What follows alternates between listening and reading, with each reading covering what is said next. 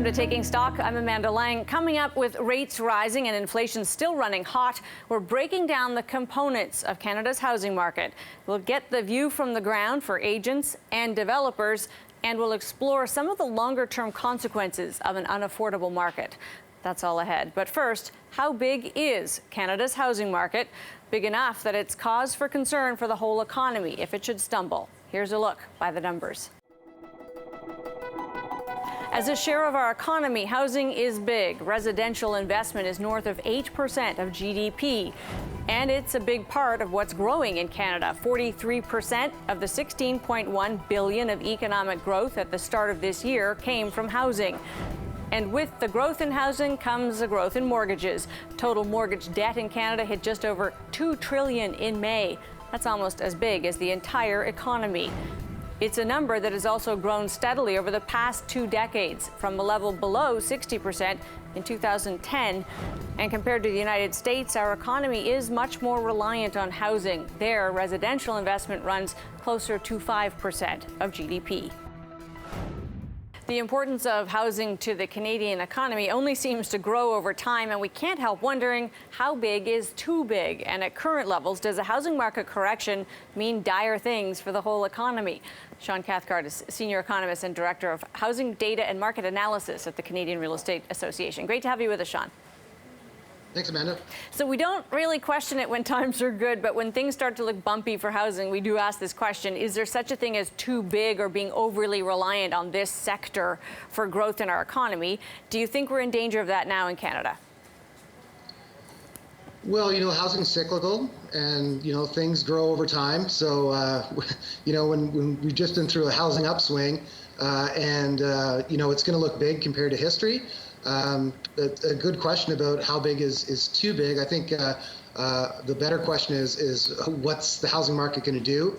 And that's really the soft landing versus the hard landing question, because I think the thing that people wanted most over the last couple of years is to have a little bit of a calm down in this market. Mm-hmm. And so far, that's what we're seeing. Yeah, this kind of notion of a soft landing where prices soften, but not so much that people who are feeling wealthy because of the value in their homes suddenly feel poor, but just enough that people can get into this market. Is there a sweet spot that's easy to find, or is that kind of a mythical animal that we may never actually discover? Well, I think the sweet spot, given where we were coming out of COVID, was what everyone was forecasting, including us, which was for prices to stop growing and for sales to return to more normal levels and hopefully have a little bit of a buildup of inventory, a return to more of a normal market that if you're around 10 years or more prior to this, when you go around and see 6 or 7 different homes and you put in an offer with conditions and you negotiate and that sort of thing. And so it looks like we're heading in that direction. I think the big difference here is how fast everything has happened with inflation and borrowing costs. It was never expected to happen that quickly. And so you've got a really sharp reaction in the housing space, but hopefully a sharp adjustment, but short-lived, I hope. Those of us who are old enough, you might not be, I am, to remember, housing-led recessions. 91 comes to mind, where real estate was really kind of central to an economic slowdown. People then really got caught offside. I knew some of them who had to walk away from investments in real estate because the value of the house dropped below the size of their mortgage. Are we better protected today because of all of the stress tests, because of the way our systems, our banks, and also, of course, CMHC have worked to kind of increase our thinking about the fact that rates do go up? For sure, we're better protected. And, I know that the stress test wasn't exactly popular with borrowers when it came in. It was one of those policies that, it's too bad it hadn't been around since the 1950s and we didn't have to bring it in to being and cause, some disruptions in the market at the time. But I think it was a good thing to have around during this run-up. And, if anything, right now in the fixed rate space, with people being stress tested in the 7s, it might be exaggerating the adjustment in the market right now. Of course, you've also got people avoiding that by piling into variable rate mortgages at the moment.